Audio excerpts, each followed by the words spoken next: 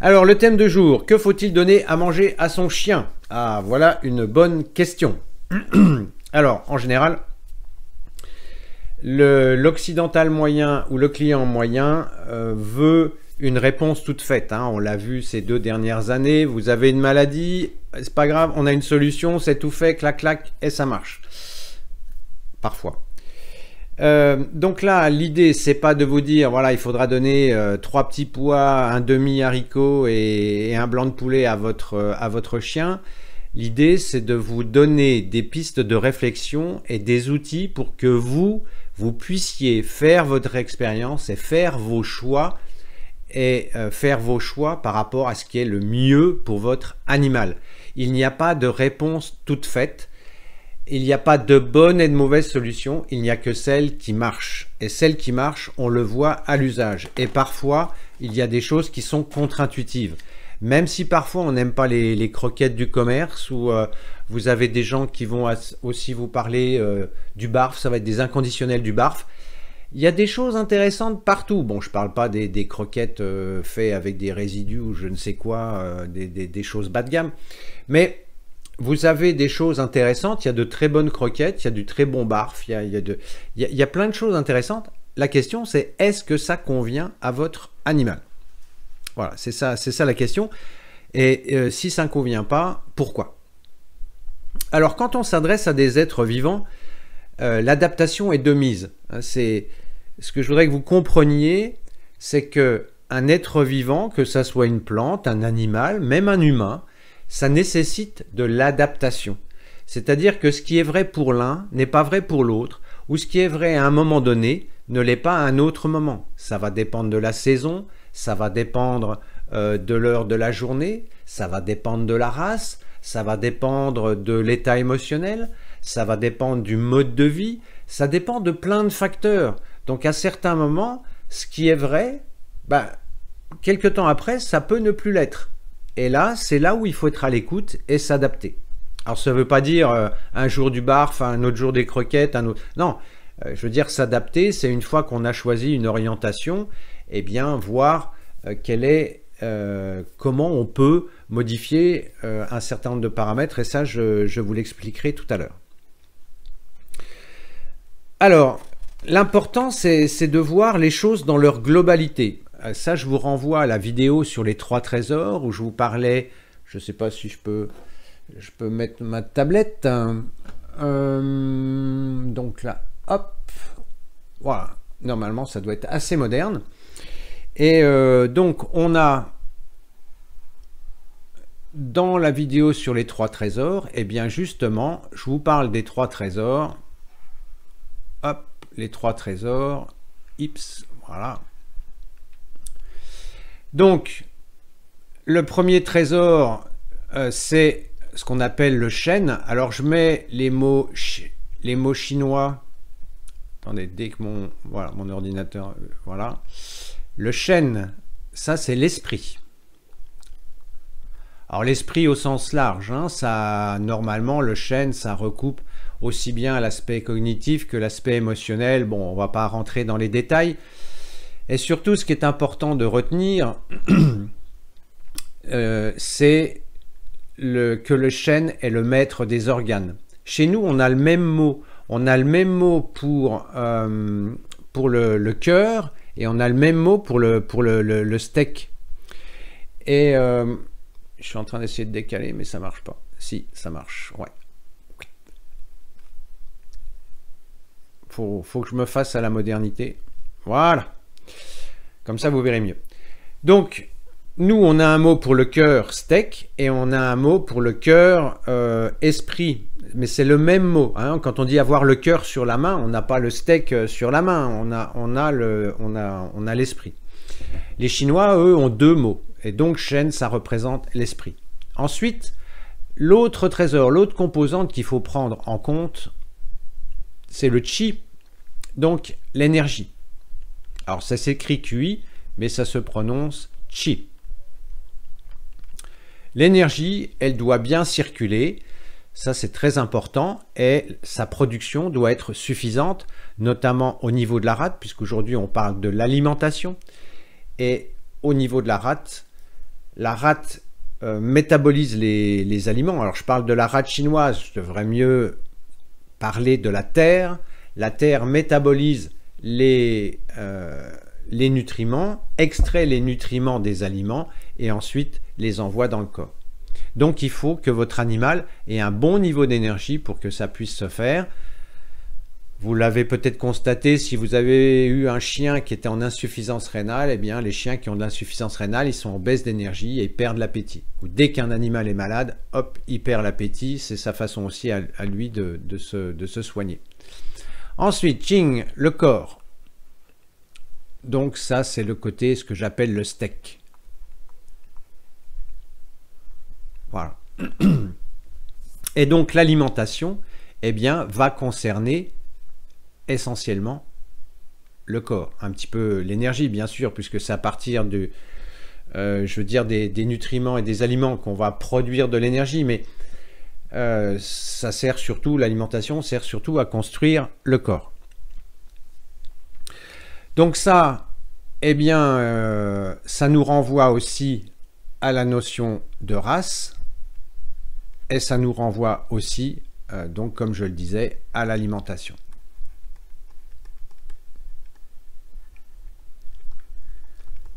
Tac, voilà. Au niveau de l'énergie, ça va plus nous renvoyer, on a dit, à l'activité et au mode de vie. Est-ce que votre chien est sportif? Est-ce que c'est un chien qui travaille, comme un border, comme un patou? Est-ce qu'il est plutôt canapé? Donc ça va être aussi ça va avoir un impact sur l'énergie. Et puis l'esprit, on a dit, ça a à voir essentiellement avec l'émotionnel.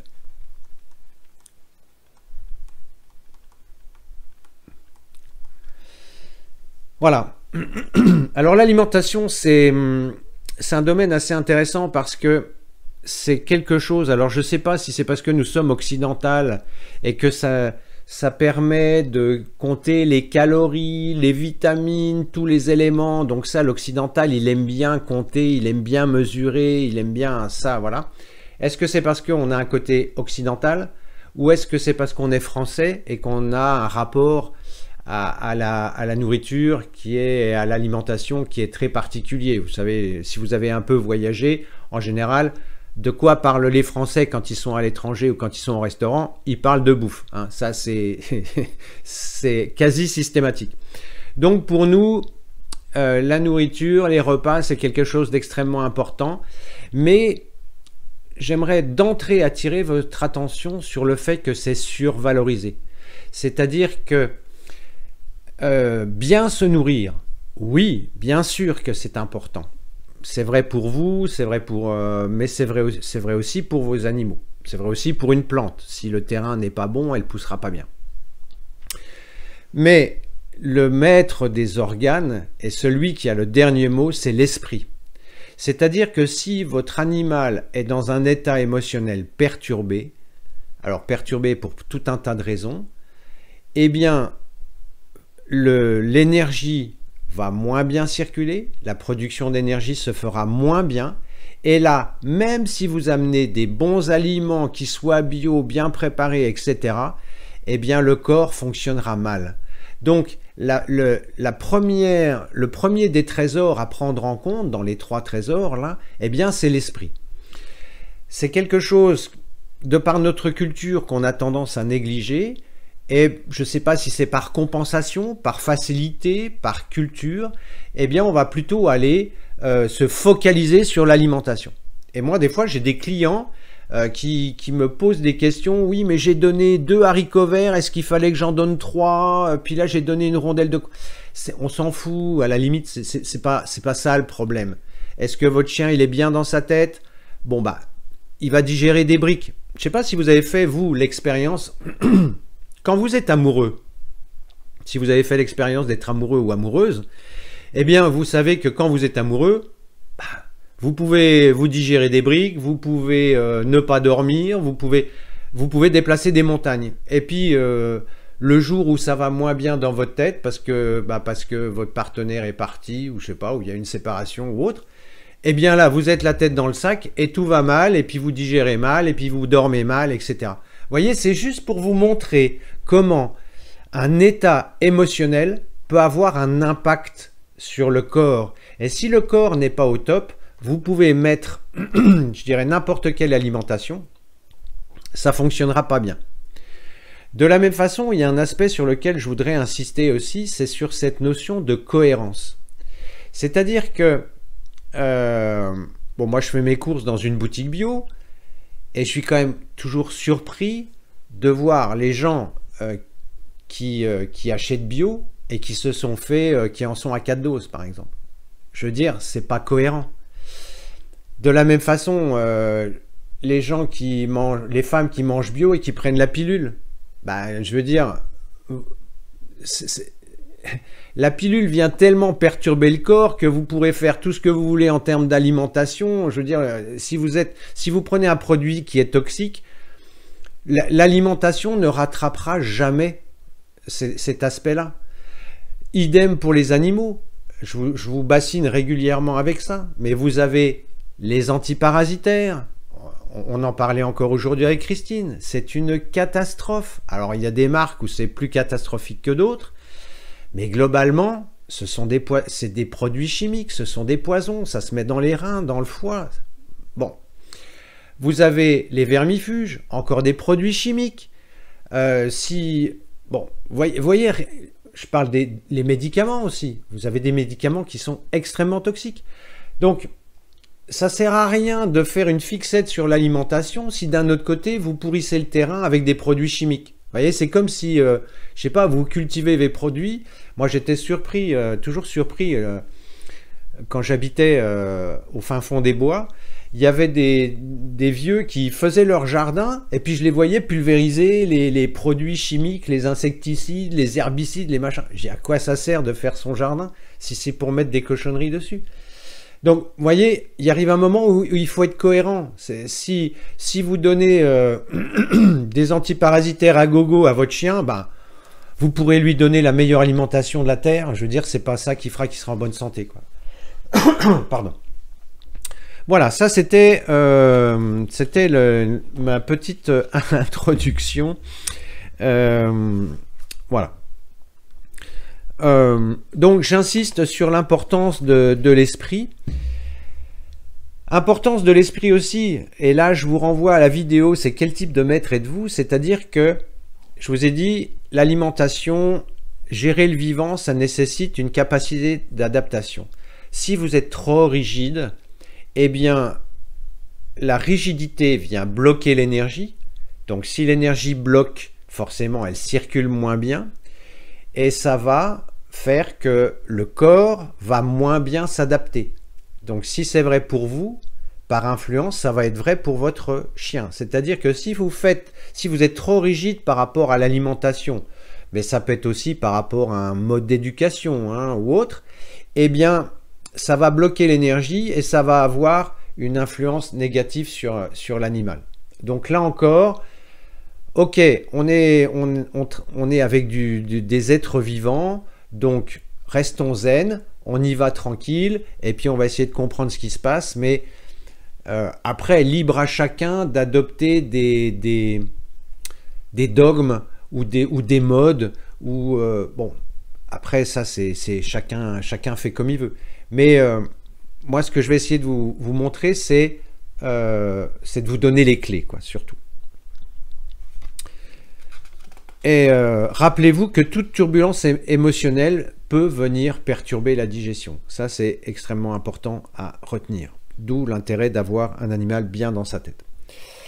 Alors, pour nourrir son animal, eh bien, il y a plusieurs options où chacune a des avantages et des inconvénients.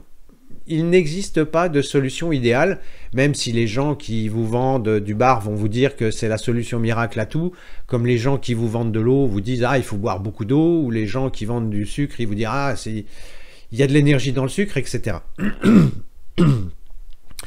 Donc, il n'y a pas de solution idéale, il n'y a que les solutions qui fonctionnent. Et pour voir si la solution fonctionne, il n'y a pas d'autre solution que d'expérimenter et d'observer Et un petit peu comme sur le tableau de bord de votre voiture, vous avez des indicateurs. Eh bien, on va regarder ces indicateurs, je vais vous les indiquer, et ensuite, vous allez voir comment vous pouvez réguler. Mais par expérience, là Christine ne peut pas intervenir encore avec ce logiciel, mais régulièrement, on a des clients qui vous disent « Ah, moi je suis passé au BARF, c'est génial ». Alors le BARF, pour les personnes qui ne connaissent pas, c'est nourriture biologiquement adaptée, nourriture crue biologiquement adaptée, enfin la traduction. Donc vous avez des gens qui sont ravis d'être passés au BARF, et puis vous avez des gens qui, en passant au BARF, c'est catastrophique et reviennent aux croquettes ou changent de croquettes, parce que vous avez des croquettes qui conviennent, d'autres qui ne conviennent pas.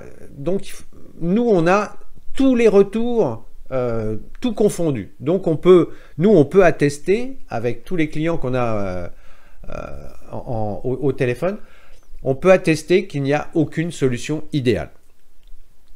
Alors, Christine, je confirme, dit-elle. Merci Christine. Bah, bientôt, tu pourras confirmer en audio. Alors, la croyance de base, c'est de croire, c'est que l'homme vient du loup, le chien vient du loup. Donc, dire on va nourrir un chien comme un loup, c'est ah oui, bah il y a Jenny, je pense que vous le voyez dans le chat, qui dit j'étais passé au BARF, c'était une cata. Voilà, bah voilà, voilà, il y a un exemple. Maintenant je suis revenu aux boîtes et aux croquettes et ça va nickel. Bah ouais.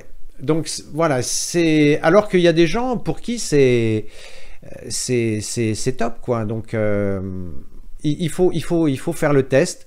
Alors, bon, on en parlera, hein, l'avantage de la nourriture ménagère ou du BARF, c'est qu'on peut maîtriser le processus. Mais si ça ne convient pas, ça ne convient pas. Faut quand même comprendre aussi, j'ai oublié d'en parler. Donc, il y a Laurie qui dit, pareil pour ma chienne, le BARF lui donnait la diarrhée. Voilà, bah, je vais vous expliquer pourquoi. Oui, on est sur notamment les chiens, on est sur des races extrêmement sélectionnées. Plus la race est sélectionnée, plus elle est fragile. Et plus elle va être perturbée par trois fois rien. Donc, il faut faire avec, c'est-à-dire que on a fait le choix d'avoir des animaux qui sont sélectionnés. Alors, on aime bien tel animal de telle couleur. Ah bah non, moi je le préfère d'une autre couleur. Ou je préfère qu'il soit plus grand, plus petit. Bah oui, mais bon, par rapport au loup, forcément, il y a eu un processus de fragilisation. Donc, dire qu'on va nourrir notre chien comme on nourrit les loups, c'est comme dire on va se nourrir comme Cro-Magnon. Je veux dire, on ne vit plus dans des cavernes, on n'a pas la vitalité de Cro-Magnon. Hein. Imaginez par exemple de passer un séjour dans une grotte, même si bon, d'aucuns disent que Cro-Magnon ne vivait pas dans des grottes, mais bon, imaginons que vous vivez en pleine nature, dans des grottes ou pas, avec une peau de bête, et en plein hiver, et puis vous voyez combien de temps vous allez tenir. Bah, ça vous donne une idée du décalage de vitalité entre Cro-Magnon et nous. Et bah, c'est la même chose pour le chien, c'est peut-être même pire. Donc, on peut... Ok, ça vient du loup, et le loup, il court après ses proies, donc il n'arrête pas. Il est toujours en activité, il chasse, donc il lui faut du yang. Il mange pas toujours à sa faim, donc il y a des jours où il jeûne. Alors que nous, nos croquettivores, là, bah, je veux dire, c'est l'heure, vous avez votre chien qui vient, puis bon, alors, c'est quand que tu remplis ma gamelle, là, parce que quand même, quoi. Donc, on voit que le mode de vie du loup n'a rien à voir avec le mode de vie du chien, mais basiquement, en termes d'exercice, en termes de fréquence, vous voyez que nos chiens, ils sont très régulés, à telle heure, enfin, moi je donnais à manger à mon chien à heure régulière, je veux dire à la minute près, il venait parce qu'il savait que c'était l'heure. Le loup, bah, lui, il mange quand il y a une proie qui passe, et encore s'il réussit à l'attraper. Donc on n'est pas du tout dans le même contexte. Alors, que le chien soit un carnassier, ça, personne ne le conteste. Donc qui dit carnassier dit viande.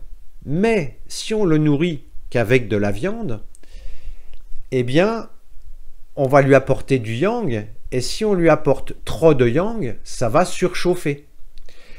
Et la surchauffe, surtout quand on apporte, alors je vous en parlerai après, mais surtout quand on apporte de l'humidité, chaleur et humidité, c'est la combinaison gagnante pour des développements bactériens et parasitaires. Donc, le ratio, vous voyez, le loup, il mange beaucoup de viande, mais il mange pas beaucoup de légumes. Alors d'aucuns disent que il y a un petit peu d'herbe dans l'estomac du lapin ou je sais pas quoi. Oui, bon d'accord, mais c'est peanuts par rapport à la quantité de viande qu'il aura mangé. Donc vous voyez que le loup, à moins qu'il aille brouter de temps en temps, mais je sais pas, il faudrait demander au chaperon rouge ou je sais pas, mais moi j'ai jamais trop vu. Et donc le fait d'apporter des légumes, donc de l'humidité, et bien là, vous allez avoir un cocktail qui va être relativement explosif. Alors, la base de l'alimentation, ok, c'est la viande, là-dessus on est d'accord. Bon, mais on ne peut pas lui donner que ça. Ah, alors, beaucoup de personnes se disent, un petit peu comme en humain d'ailleurs, hein, si vous nourrissez traditionnellement, quand je dis traditionnellement, si vous allez, je sais pas... prendre le menu du jour dans un restaurant basique, qu'est-ce que vous avez? Vous avez viande et légumes verts. Bah, les Chinois vous disent, mais c'est du grand n'importe quoi. Enfin, du grand n'importe quoi. Pour les humains, je vous le note. Alors, le régime du paysan chinois, sachant qu'on n'est ni chinois ni paysan, mais c'est 60% de céréales. Donc ça, c'est pour les humains, hein, je rappelle. Hein. 60% de céréales, c'est ça qui nourrit. 30% de légumes et légumineuses, donc ça donne des fibres, des micronutriments, etc. Donc, ok. Et puis, 10% de divers. Alors, divers, ça peut être la viande, par exemple. Donc, vous voyez, ça, c'est le régime, vous voyez bien, ouais. Donc, le régime du paysan chinois. Moi, je sais que c'est à peu près ma nourriture de base, et quand je vais en Asie, que vous preniez un nasi goreng, un pad thai, un fried rice, bon, c'est à peu près toujours vous avez le riz, les légumes, et puis c'est saupoudré un petit peu de viande. Et moi, ça me convient très bien. Moi, ça me convient. Et en fonction de la saison, je vais jouer sur la proportion de légumes. Voilà. Donc ça, moi, c'est ma façon de me nourrir. Donc très peu de viande, beaucoup de céréales. Mais si vous allez dans un restaurant basique, ça va être steak, viande et légumes verts. Les céréales, c'est où? Donc, vous avez la viande qui yanguise et les légumes qui apportent de l'humidité. Ça fermente, puis après, vous avez les gens qui ont le coup de barre après manger, qui dorment. Moi, souvent, quand j'ai les étudiants, je suis obligé de les réveiller l'après-midi parce qu'ils dorment. Alors après, c'est café, c'est machin, il faut essayer de se réveiller. Mais c'est tout simplement parce que l'association viande, légumes verts, c'est du grand n'importe quoi. Voilà. Donc, par rapport au chien, ok, on a dit il faut de la viande, ouais. Mais si on réduit la quantité de viande, il faut quand même qu'il y ait un peu de volume, il faut quand même, enfin, ce que j'appelle du ballast. Et l'erreur qu'on fait en humain, c'est de mettre des légumes. Donc, moi, j'ai des fois, j'ai des clients qui me disent « Ah bah moi, je mets de la viande, et puis des courgettes, alors des haricots, des trucs qui sont bourrés d'eau, qui font du volume. » Alors, le chien a l'impression de manger, effectivement, mais chaleur, humidité, on en parlait tout à l'heure, hop, ça peut donner très vite de la diarrhée. Ou alors, ça va passer, puis le jour où le chien va être un peu moins bien dans sa tête ou dans son corps, pim, c'est là où il va y avoir un développement bactérien, surtout s'il y a un stress émotionnel, le foie chauffe la rate et le système digestif, et c'est là où il y a un développement bactérien.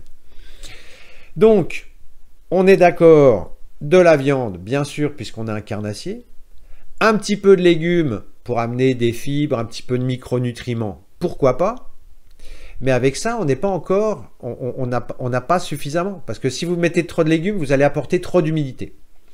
Et donc, il faudrait ce que j'appelle du ballast, c'est puis bon, ce qu'on a en humain à travers les céréales ou le pain, puisque avant, le paysan français, il mangeait de la soupe et puis il mettait du pain dedans, donc c'était le pain qui le calait en fait. Donc vous avez plusieurs options et, et dans les options, vous avez la patate douce. Elle est souvent utilisée dans les croquettes. On a passé beaucoup de temps avec Christine à étudier justement les différentes marques de croquettes et on s'aperçoit que la patate douce est souvent utilisée. Et moi, c'est un légume alors que j'adore en tant qu'humain, mais donner ça à un chien, je veux dire, il y a quand même beaucoup de sucre dans la patate douce. Alors de temps en temps, pourquoi pas, mais tout le temps, moi, je ne suis pas très favorable, quoi, de par le sucre qu'il y a dedans. Alors, est-ce que les industriels mettent ça dedans parce que c'est pas cher, parce que le sucre va rendre la croquette plus appétante, ce qui évite de mettre des additifs? J'en connais pas la raison, mais en tout cas, moi, je suis pas très favorable à la patate douce. Et puis, si vous faites vos courses, vous, je veux dire, chez nous, la pomme de terre sera quand même moins chère que la patate douce, quoi. Parce qu'en bio, la patate douce, c'est quand même beaucoup plus cher. Donc, qu'est-ce qui nous reste comme solution qui est adoptée par pas mal de vétérinaires nutritionnistes? C'est la pomme de terre. Alors, il y a toujours des gens qui vont décrier, mais la pomme de terre, à condition qu'elle soit bien cuite, sans y mettre l'eau de cuisson, ça fonctionne très bien comme ballast. Ce qui veut dire que comment nourrir mon chien d'une façon ménagère? De la viande, un ballast qui est de la pomme de terre et des fibres, donc des légumes pour apporter un peu de fibres, de micronutriments. Et là, on a si j'ai pas ma gomme là, j'ai perdu ma gomme. Alors attendez, faut que je retrouve ma gomme, peut-être ici. Non, c'est pas là. Est-ce qu'elle est là, ma gomme? Ouais. Voilà, j'ai retrouvé ma gomme. Donc je gomme, mais pourquoi je peux pas agrandir ma gomme? Je suis désolé, j'ai une petite gomme. C'est les jouets de Windows, il y a toujours des trucs incroyables, quoi. C'est jamais deux fois pareil, par défaut, et j'ai pas vérifié avant. Hop, hein. Voilà, donc je fais propre. Donc, pour récapituler de façon à ce que ça soit écrit, donc on a dit,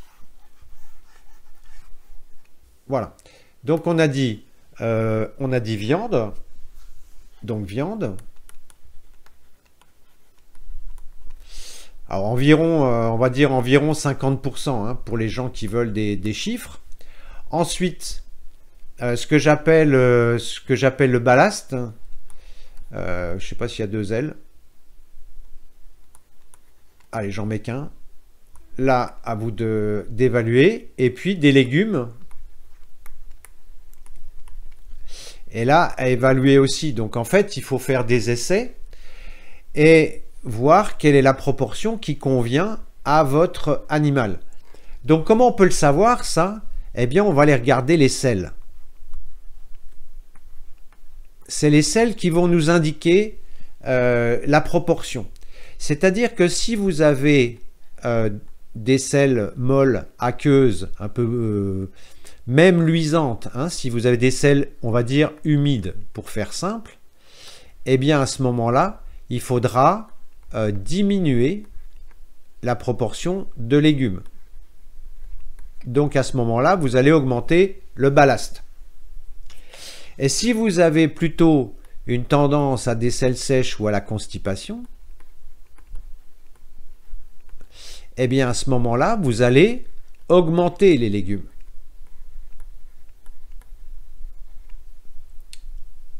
Ah, je crois que vous ne voyez pas tout sur... là, ça devrait aller mieux. J'ai oublié de réduire la taille de mon écran. Parce que moi je travaille avec un très grand écran et ça rentre pas, ça rentre pas chez Monsieur YouTube. Voilà, donc si on a des sels humides, on diminue les légumes, donc on diminue la quantité d'eau quelque part. Et si on a de la constipation, on va augmenter les légumes. Voilà. Donc ici, bah, c'est à vous de faire des tests. Je sais pas, vous pouvez par exemple commencer par 30% de pommes de terre, 20% de légumes, et puis vous voyez ce que ça donne, et puis vous vous adaptez, sachant que vous pouvez être aussi amené à vous adapter, bon, forcément en fonction de la race, etc., mais c'est vous qui connaissez le mieux votre chien, et puis vous adaptez aussi en fonction de la saison. C'est-à-dire que il peut y avoir des selles qui vont s'assécher en été, donc forcément en été vous allez aussi augmenter les légumes. Et ça peut répondre à une logique. Comme vous, en été, vous mangez plus de fruits, plus de légumes, plus de tomates, de concombres, de pastèques, de melons, des légumes qui contiennent de l'eau. Donc, de la même façon, ici en hiver, vous allez diminuer d'une part la quantité de légumes et puis vous allez adapter. Parce que idéalement, quand on est dans une logique un peu bio et un peu taoïste, on va plutôt choisir les légumes de saison. Donc en été, ça sera plutôt effectivement les courgettes, les haricots, je sais pas ce qu'il peut y avoir d'autre, qui contient beaucoup d'eau et qu'on peut donner aux chiens. Et puis en hiver, ben, vous pouvez aller plutôt vers le potimarron, vers voir, bon, les châtaignes c'est un peu sucré, c'est pas top. Je pense j'étais branché sur les humains, mais vous pouvez aller vers des brocolis, vers des légumes fenouil, etc. Donc il faut voir ce que déjà votre chien apprécie, ce que votre animal apprécie, et puis ce qui lui réussit aussi. Hein, sachant que ce qui est poireau, tout ce qui est de la famille de l'ail, il faut éviter hein, d'une façon générale. Mais après, faites des essais. Moi, mon chien, il était... Alors normalement, on dit que c'est pas digeste, mais mon chien, il était fou de maïs. Bon. Il avait même trouvé le truc pour... Vous savez, il appuyait sur la tige, et puis hop, parce qu'au début, je lui donnais que le trognon, et puis après, il s'est dit, non, il n'y a pas de raison, moi, je veux les grains, et donc, il était fou de maïs, mais il était fou de framboises aussi. Les framboises, voilà. Donc bon, à certains moments, ça peut être des légumes, mais ça peut... Bon, les fruits, il y a du sucre, mais bon, voilà, les golden, ça a toujours un besoin affectif important, donc un peu de sucre, bon, je sais pas si c'est bien ou si c'est pas bien. Je pense qu'il faut limiter, mais bon, c'est pas quelques framboises qui va changer la face du monde, si ça peut lui faire plaisir, et puis voilà. Donc, qu'est-ce que j'oublie? Alors, ce qu'il faut vraiment que vous reteniez là, c'est de limiter l'apport, de ne pas se servir des légumes comme ballast, parce que sinon, vous allez faire une vieille soupe avec la viande et les légumes, chaleur plus humidité, développement bactérien, et ensuite, vous allez aussi favoriser les parasites. Oui, j'ai oublié aussi de parler, donc légumes de saison. Il y a aussi bon, des personnes qui donnent des boîtes. Alors les boîtes, je veux dire, ça détruit les légumes en boîte, il n'y a plus rien dedans, le légume il est mort, hein. Il y a les fibres. Alors cuit ou cru les légumes, faut voir ce que votre... Alors, les pommes de terre, c'est forcément cuit. Après, le reste, si votre chien, il aime le cru, moi, il adorait le potimarron cru, il adorait... ouais, il y avait plein de légumes que je pouvais éplucher, je lui en donnais... Bon, alors, est-ce que c'était le côté croquant du fenouil ou le côté croquant du potimarron? Je sais pas, mais en tout cas, moi, les légumes crus... il adorait ça, quoi. Cuite et pelée les pommes de terre très cuites. Ouais, précise Christine, je suis d'accord. Et si vous les cuisez dans l'eau, ne pas utiliser l'eau de cuisson. Donc j'en reviens à mes boîtes. si vous donnez des boîtes de conserve, vous avez le légume, vous avez les fibres, mais il n'y a plus de micronutriments. Donc, ouais, enfin, si vous pouvez éviter les boîtes, c'est quand même mieux, quoi. Hein. C'est vraiment, enfin, c'est vraiment pas terrible. Alors, des fois, pour dépanner, je dis pas, mais bon, moi personnellement, j'ai horreur de ça, j'en mange jamais, mais voilà, voilà, les boîtes de conserve, le légume, il est mort, quoi. Alors, qu'est-ce que j'oublie? Donc, attention. Donc légumes de saison aussi, évitez les courgettes en hiver, hein, parce que maintenant avec le surgelé, on peut... alors je parle même pas des légumes qui viennent de Ouagadougou, mais vous avez quand même des possibilités d'avoir des légumes surgelés. Donc on peut manger de tout toute l'année, c'est pas une bonne raison. Enfin, si vous allez dans des boutiques un peu bio ou un peu plus proches de la nature, vous verrez que vous trouvez pas les légumes toute l'année. Donc essayez de vous laisser porter par les légumes de saison.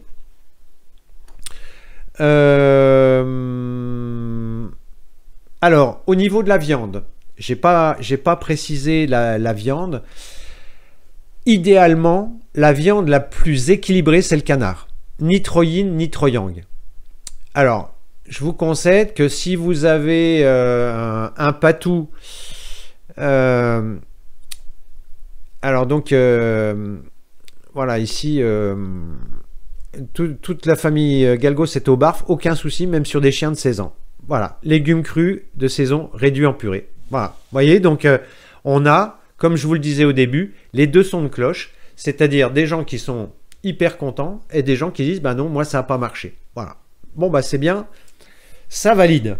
Donc c'est pour ça que j'ai rien contre les croquettes et j'ai rien contre le barf, mais il faut voir ce qui fonctionne. Alors la viande, idéalement, la viande la plus équilibrée c'est le canard, mais si vous avez un patou ou si vous avez une meute comme Madame fait, là ça va représenter un budget. Donc après, plus vous allez aller vers de la viande rouge, plus ça va être yang, et plus vous allez aller vers des animaux sauvages, plus ça va être yang aussi. Je vous la fais simple, hein. Mais donc un poulet, ça sera quand même moins yang. Bon, alors le poulet, c'est pareil, c'est une viande qui est discutée. Mais vous aurez une viande blanche, de toute façon, sera moins yang qu'une viande rouge. Donc après, là encore, il faut voir ce qui fonctionne. La dinde, d'une façon générale, je déconseille, surtout s'il y a des rhumatismes et des problèmes ostéo-articulaires. Parce que c'est un effet, alors c'est un effet surtout négatif si vous faites des traitements. Par exemple, si vous donnez du Théosport et que vous utilisez de la dinde, ça réduit l'efficacité des plantes. Voilà, sur cet aspect-là. Donc la viande, là encore, essayez de voir ce qui convient. Plus vous allez aller vers une viande échauffante, c'est-à-dire qui apporte du yang, plus lorsque vous allez la combiner aux légumes, plus ce développement bactérien peut avoir lieu. Donc c'est pour ça qu'il faut, des fois ça peut être, le problème peut venir aussi de la viande qu'on utilise. Hein, mais bon, d'une façon générale, vous avez compris que viande plus légumes, c'est pas le bon plan. Qu'est-ce que j'oublie? Voilà. Donc à donner, voilà, ça j'ai dit. Alors, une fois qu'on a dit ça, il y a un autre aspect auquel il faut penser, c'est les rations. C'est-à-dire que vous avez quand même, en France, 30% des chiens qui sont obèses. Donc l'obésité, c'est le même fléau que pour les humains. C'est pas bon pour le cœur, c'est pas bon pour les artères, c'est pas bon pour les articulations, c'est pas bon. Donc là, il va falloir faire preuve de fermeté. Quand votre chien va vous regarder avec ses yeux comme s'il n'avait pas mangé depuis 10 ans, et là, il faut résister. Alors, soit, bon, augmenter le ballast, ça peut être une solution, mais pas que. Voilà, peut-être que vous pouvez jouer sur les dosages. Peut-être que s'il supporte bien les légumes crus, de toute façon, ça demande plus d'énergie pour être digéré. Donc, peut-être qu'en lui donnant du cru, ça va occuper plus longtemps sa rate, mais il faut pas que ça le fatigue non plus. Donc à pondérer aussi avec les jeunes chiens et les vieux chiens. Hein, ce que je vous ai dit là, c'est pour des chiens, je dirais, qui sont relativement adultes. Avec un animal qui commence à prendre de l'âge, que vous voyez qui commence à être un peu ramollo, vous pouvez augmenter la dose de viande. Ça, c'est normal, puisqu'il faut lui apporter du yang. Un jeune enfant, il peut aussi avoir à certains moments besoin de viande pour se construire. Ça, c'est pas... Vous voyez, il n'y a pas de dogme, hein, c'est pas... Vous n'allez pas transgresser la parole le dogme d'Animo Tao si vous mettez 52% de viande. Hein, on n'en est pas là, il faut voir ce qui fonctionne.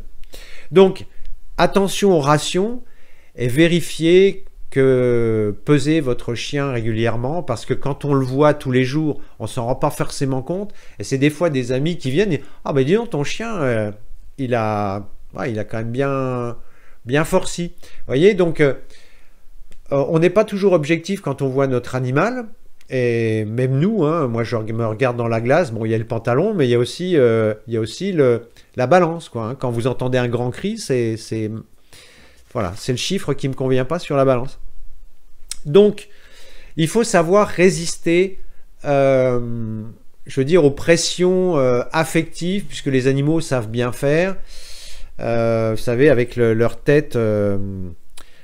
Alors, un fait dit, si les rations sont bien équilibrées, ne réclament pas. Oui, après, vous avez quand même des chiens, je pense au Golden, je pense au Labrador.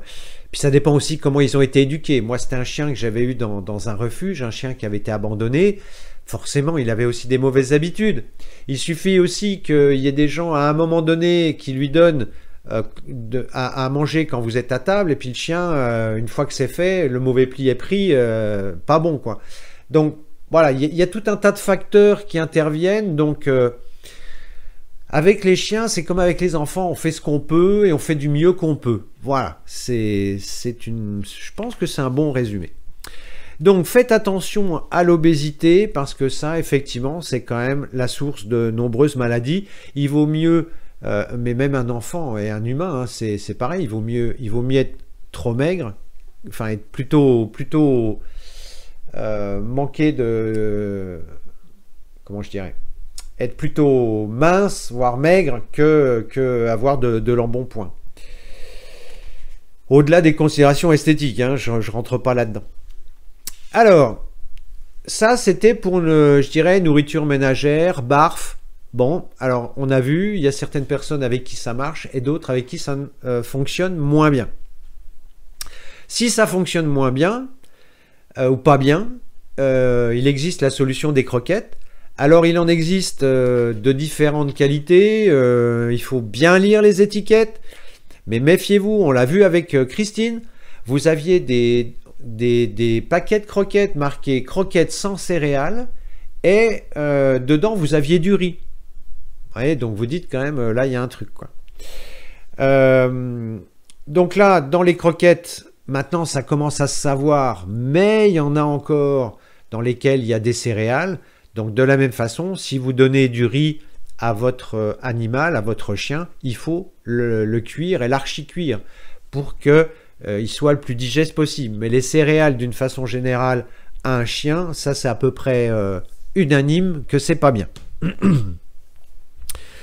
Donc dans les croquettes, suivant la qualité des croquettes, mais dans les croquettes bas de gamme, il y a beaucoup de glucides, donc c'est pas forcément terrible. Et il y a souvent des additifs, des exhausteurs de goût, des produits qui vont rendre les croquettes appétantes. Il y a... voilà, Laurie dit, je prends les croquettes de Croque la Vie, elles sont de très bonne qualité. Ouais, ça fait partie des bonnes marques, effectivement. Donc, dans les croquettes, vérifiez qu'il n'y ait pas des exhausteurs de goût. Dans les exhausteurs de goût, vous avez par exemple ce qu'on appelle le syndrome du restaurant chinois. Vous avez le glutamate. Je ne sais pas si c'est autorisé en canin, mais en humain, ça s'utilise beaucoup. Bon, le sel, hein, c'est un exhausteur de goût. C'est pareil, il vaut mieux éviter. Des colorants. Et puis comme c'est des croquettes et qu'on les ouvre et il y a des conservateurs. Donc effectivement, ça peut être le mauvais côté des croquettes. Et c'est pour ça que celles qui se rapprochent le plus du barf, ce sont Amikinos, 9% de glucides. Ouais.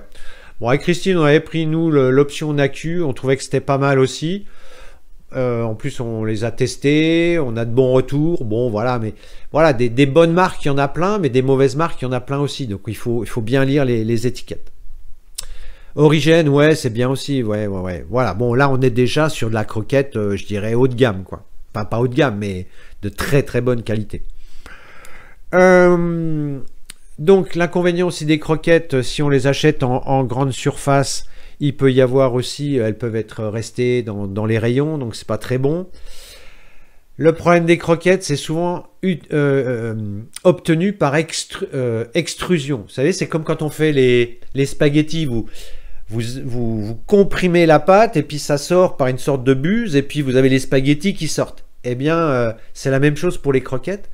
Donc pour arriver à ça, il faut chauffer à 150 degrés. Donc ça veut dire qu'il y a toute une partie des nutriments qui sont détruits.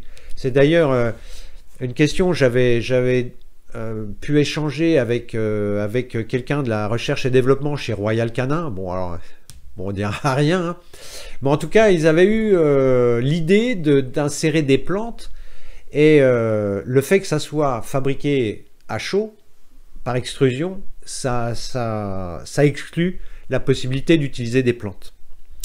Donc, vous ne pouvez mettre que des produits chimiques. Que pensez-vous de réhydrater les croquettes?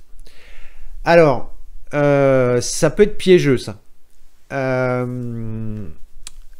Moi, mon chien, il les a toujours mangées sèches et puis il buvait ce dont il avait besoin après.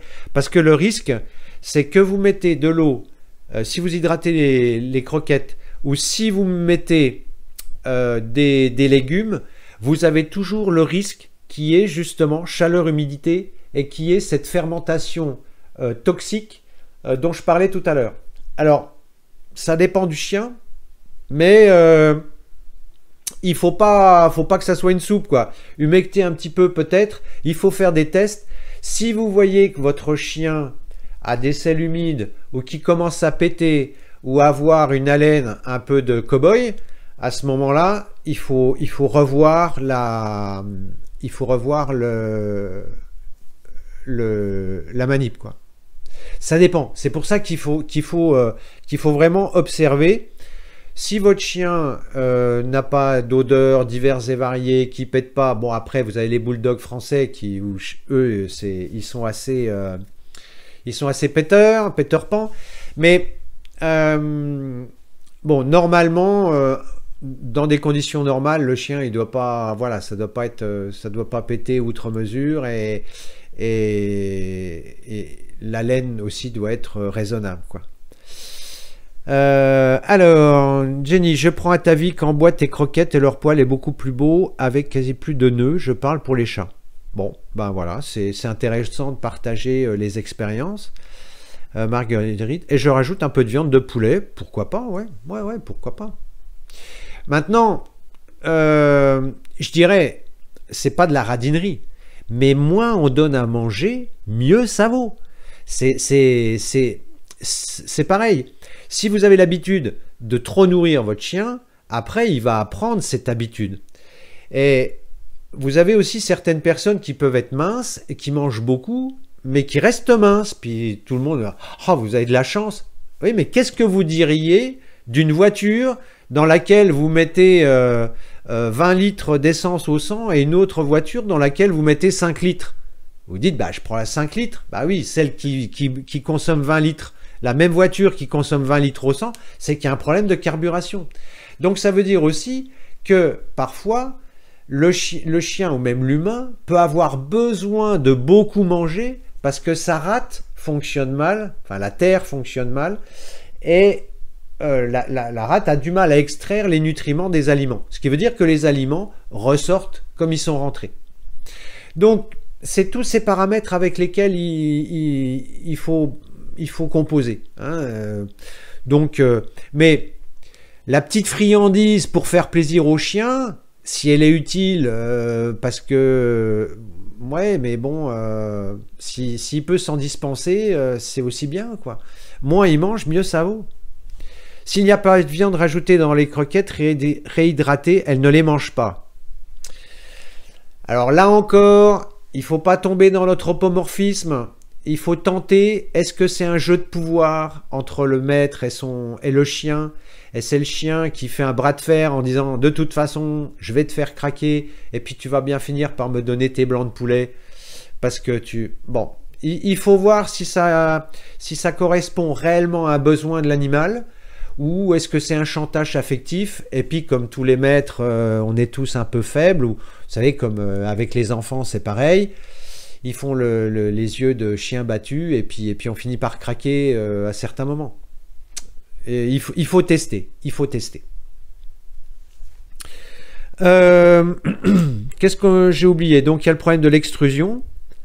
Et puis, ah oui, il y a aussi les croquettes. Les gens me disent, ah ouais, mais si on achète un sac de croquettes, c'est toujours le même goût. On peut pas changer. Mais avant... Les clients souvent me racontent qu'ils avaient à la ferme des chiens très rustiques qui mangeaient les restes des humains. Bon, là c'était des chiens qui travaillaient parce que c'était des chiens de travail qui étaient utiles pour la ferme.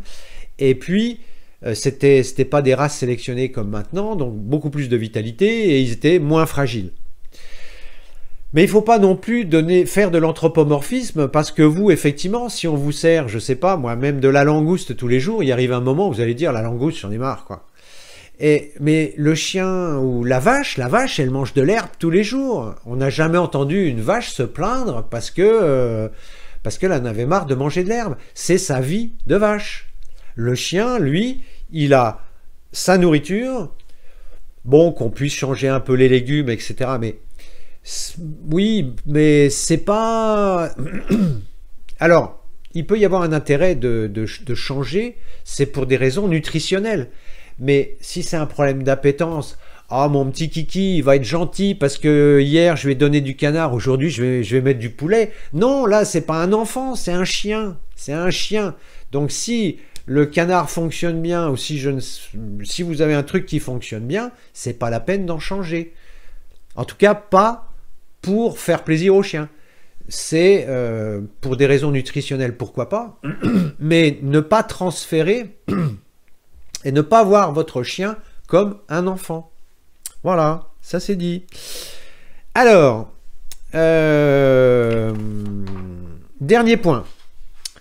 Dernier point, j'ai fait une vidéo là-dessus. Faut-il donner de l'huile? Faut-il supplémenter? Si vous donnez, alors supplémenter, moi je suis pas très favorable. Si vous avez, pardon, excusez-moi, faut que je boive un coup. Si vous avez une nourriture variée et de qualité, normalement, alors quand je dis variée au niveau des légumes et puis peut-être bio ou je sais pas. Si vous avez une nourriture de qualité, normalement, il n'y a pas besoin de supplémenter. Alors, il y a des gens qui... Oui, mais ça manque d'oméga machin, ça manque d'oméga truc. Mais regardez, au niveau des humains. Bon, nous, on est omnivores, on n'est pas carnassiers. D'accord. Mais vous avez des ethnies, alors moins maintenant, mais vous aviez des ethnies qui mangeaient que du poisson. Vous avez des ethnies qui mangent que de la viande. Vous avez des ethnies qui mangent que des fruits et des racines. Bon, je caricature, mais on n'en est pas loin. Et tout le monde s'en porte parfaitement. Je veux dire, ça c'est comme le truc du calcium. Bon, mon fils a été allaité par exemple jusqu'à 6 mois. Et après, il a jamais eu de lait de vache. Voilà, là, au scandale, quand j'ai fait cours à des pédiatres et que je leur ai dit ça. Oui, et le calcium et tout. Bah, vous voyez mon fils, il fait une tête de plus que moi, il est pas rachot, quoi. Donc, il est pas particulièrement fragile, quoi. Enfin, il est fragile comme les jeunes de sa génération, mais il est normal, quoi. Donc, non, faut arrêter avec ces trucs, mais on a besoin de ceci, on a besoin de cela. Mais non, ça, c'est dans les livres. Je veux dire, il vaut mieux avoir une bonne nourriture simple et être bien dans sa tête que d'avoir une nourriture diversifiée et que ça soit un peu le bazar là-haut, quoi. Donc, ne vous tracassez pas. Alors, rajoutez de l'huile de poisson, etc. Moi, je pense que votre chien, c'est pas une otarie, mais ça, moi, voilà. À moins que Faut voir si votre chien il aboie ou s'il fait comme les otaries, mais en tout cas, moi, je suis pas pour, surtout tout ce qui est gras, ça vient encombrer le système digestif, ça fait des stagnations d'aliments, après c'est des parasites, après, est-ce que ça sert? Vous le voyez de toute façon, si votre chien il a le poil terne, s'il est pas bien, ça se voit. Et encore, c'est pas forcément à cause de l'alimentation. Un poil terne, vous avez un animal par exemple qui s'inquiète beaucoup, qui a un complexe à l'abandon où son maître part tous les matins, revient le soir, le chien il s'ennuie, etc. Eh bien, on dit en médecine chinoise que le sang c'est le support de la pensée. Eh bien, votre chien va penser « Ah, mais mon maître, quand est-ce qu'il va revenir? Quand est-ce qu'il va revenir? Quand est-ce qu'il va revenir ?» Il épuise son sang et il va avoir le poil terne. Puis vous allez lui dire « Ah ouais, mais c'est parce qu'il manque d'huile. » Et vous allez mettre de l'huile. Alors effectivement, mettre de l'huile, c'est comme quand... vous savez, si vous mangez très gras, vous allez avoir la peau grasse, les cheveux gras, etc. Et bien là, c'est pareil, vous allez graisser le poil. Mais c'est pas ça qui va... Ça va être un faux brillant. Donc, votre chien qui a un poil terne parce qu'il s'inquiète, c'est pas changer son alimentation qui changera quelque chose. C'est soit lui trouver un copain, soit l'emmener avec vous au travail ou lui donner une potion pour calmer l'esprit. Mais voyez, ça va très vite de mettre la problématique sur l'alimentation, alors qu'en fait, ça peut être simplement un problème émotionnel et de comportement. Donc, alors bien entendu, les gens qui vous vendent de l'huile vont vous dire « Oh, mais c'est extraordinaire !» Rappelez-vous la dernière mode. Moi, je crois que j'en ai déjà parlé dans un live, les baies de goji, les kuchidze, ça s'appelle. Vous voyez, c'est ça. Vous voyez, j'en ai sur mon bureau. Parce que comme je travaille beaucoup sur écran, c'est bon pour les yeux. Donc moi, ça fait très longtemps que j'en mange. Eh bien ça, à un moment donné, il y a des gens qui, d'un point de vue marketing, se sont organisés pour faire une étude scientifique en disant « Ah, mais il y a telle vitamine, il y a tel machin, il y a tel truc. Donc c'est extraordinaire. Donc avec ça, vous allez vivre jusqu'à 150 ans. » Eh bien... le marché des baies de goji a explosé. Et puis la mode, elle est retombée. Maintenant, vous en trouvez encore un peu à droite, à gauche, mais c'est plus le même engouement qu'il y a eu. Donc, il faut se méfier des modes.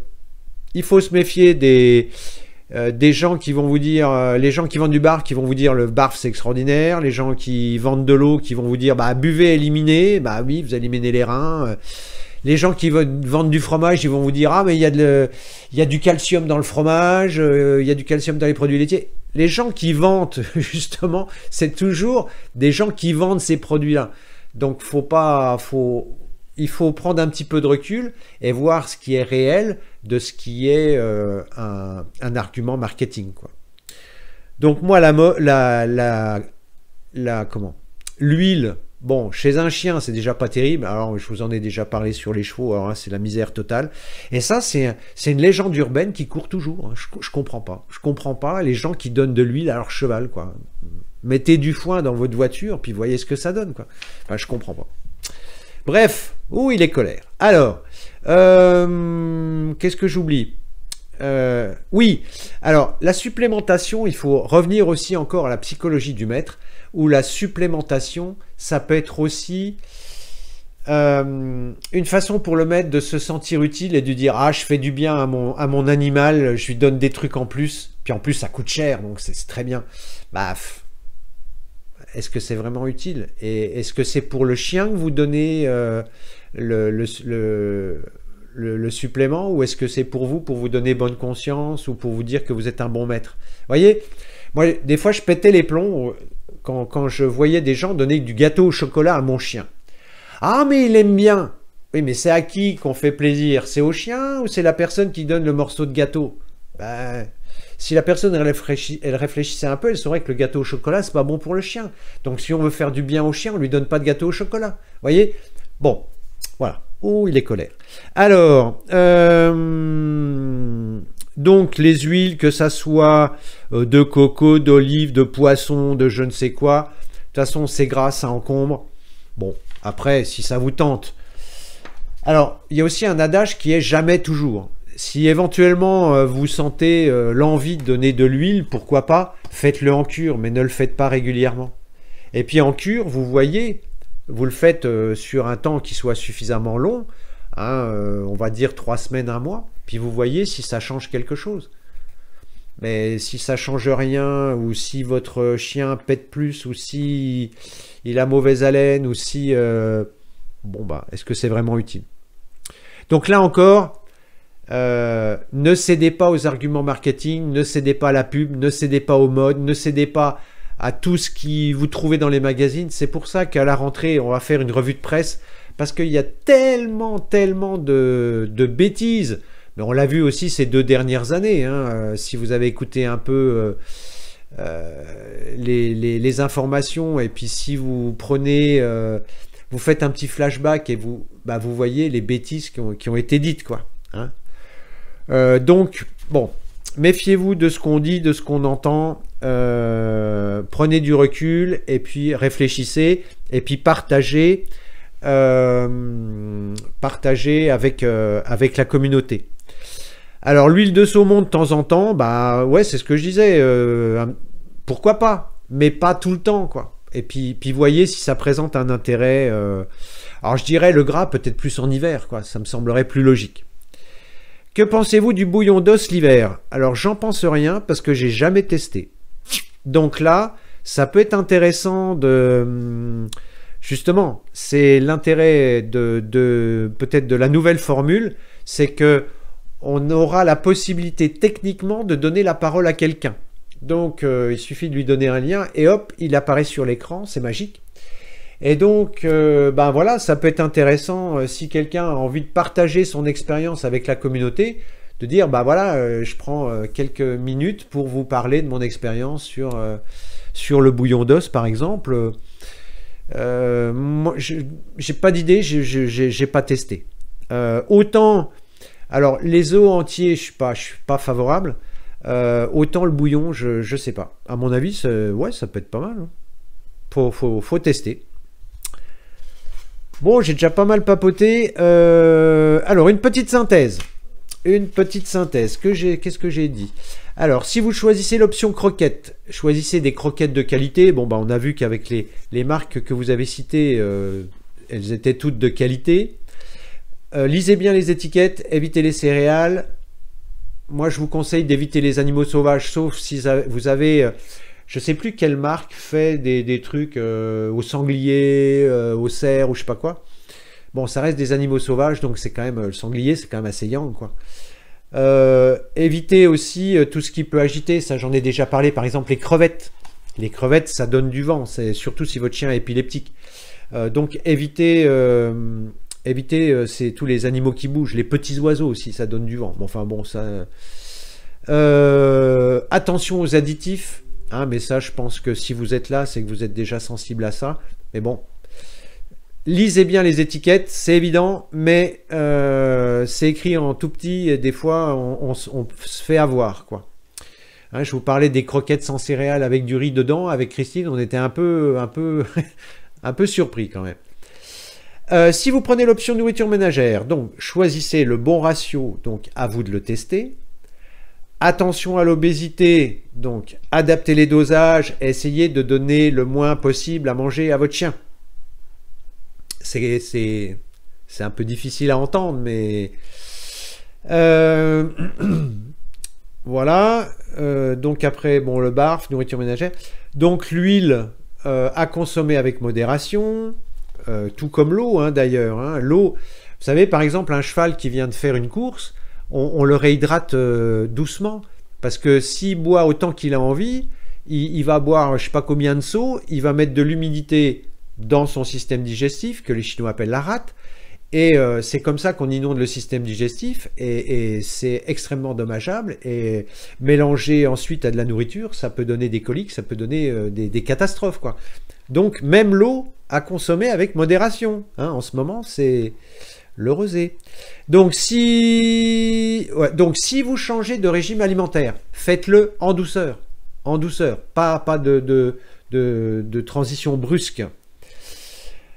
Pensez que l'équilibre émotionnel est extrêmement important.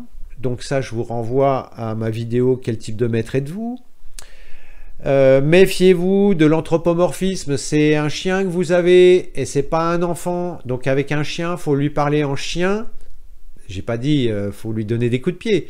Je dis il faut lui parler un chien. Il a besoin, il vit en meute, il a un chef de meute et il faut lui parler chien. Mais voilà. Le chien doit rester à sa place. Hein. Le chien, par exemple, si par exemple le chien il est sur le canapé et vous êtes en dessous, non, il va y avoir un problème de hiérarchie et tôt ou tard, ça va poser problème. Donc c'est tout ça, quoi. Soyez à l'écoute. Hein, soyez à l'écoute et optez pour la solution qui convient le mieux à votre chien. Donc c'est la laine, c'est les selles. Il n'y a pas de bonne et de mauvaise solution, il n'y a pas de bonne et de mauvaise croquette, il n'y a pas de bon ou mauvais barf, il n'y a que la solution qui convient à votre animal. Donc il faut faire un petit peu des travaux de recherche et puis y aller progressivement et voir ce qui convient, comment sont les selles, etc. Et puis après, une fois que vous avez trouvé le bon ratio, éventuellement, bon, si vous avez un chien adulte, bon, jusque-là, il n'y a pas de problème. Si vous avez un chien qui commence à être un peu à prendre de l'âge, bon bah là il faudra peut-être ajuster en hiver parce que il gérera moins bien l'eau, ou il préférera peut-être des légumes cuits parce que ils seront plus digestes. Vous voyez, en fait, quand vous prenez, mais ça c'est vrai aussi pour les humains, vous avez des gens qui préconisent de tout manger cru, puis vous avez des gens qui, enfin moi je mange cru et cuit, mais bon, mais je mange pas tout cru, quoi. Et en fait, plus vous mangez cru, plus vous avez les nutriments et les principes actifs, mais plus c'est difficile à digérer. Donc moi, comme j'ai une rate qui n'est pas exceptionnelle, si je mange tout cru, ça va pas le faire.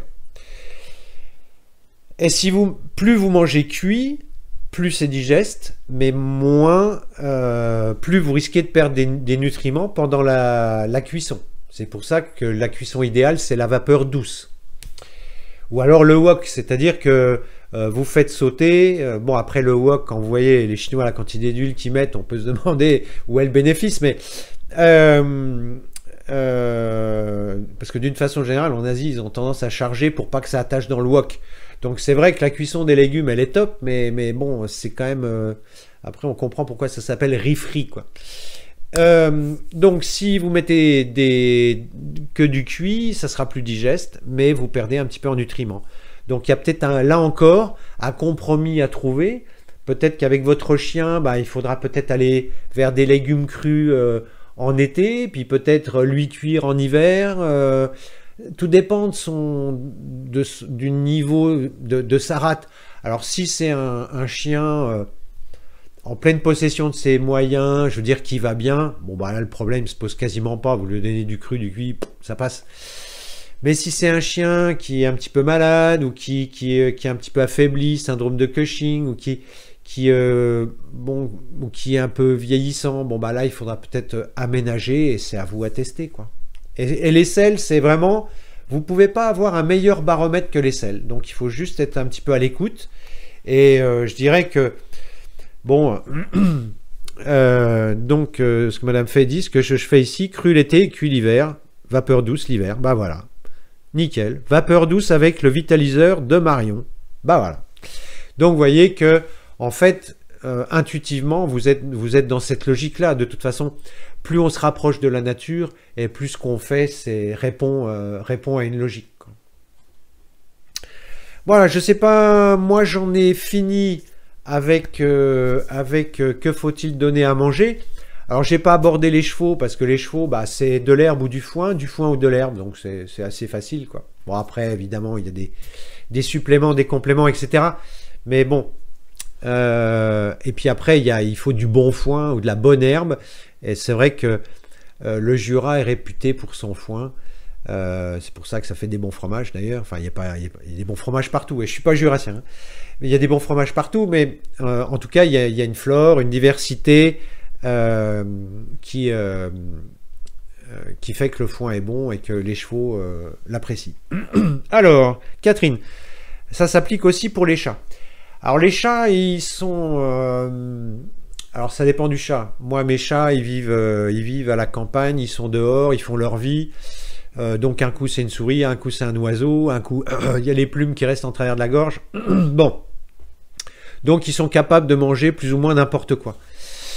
Mais puis le chat est beaucoup plus rustique. Mais si vous avez un chat de race extrêmement sélectionné qui vit qu'en appartement, oui, les principes restent les mêmes, mais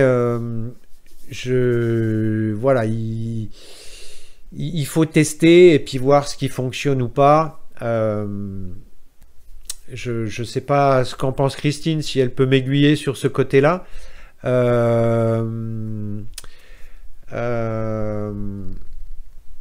Moi, je dirais que les principes sont les mêmes, mais comme le chat a un niveau de rusticité plus élevé, je parle pour des chats de gouttière ou des chats qui vivent à la campagne, ou les exigences seront moindres, quoi. Je dirais pas que vous pouvez faire n'importe quoi avec un chat, mais vous pouvez lui donner presque n'importe quoi. Il s'en satisfera beaucoup plus facilement qu'un chien. Maintenant, si on peut lui donner une nourriture équilibrée, c'est mieux, hein, quand même, bien sûr. Mais donc, Christine valide ce que je raconte. Bon, ben, voilà. Donc, quand elle pourra... J'ai hâte que Christine puisse s'exprimer de vive voix, parce que j'ai l'impression de mobiliser tout l'écran et voilà, quoi. Catherine, oui, pareil aussi, ça chasse en hiver, leur nourriture, donc sont différents crus, cuits, pâtés de qualité et pas de croquettes. Bon.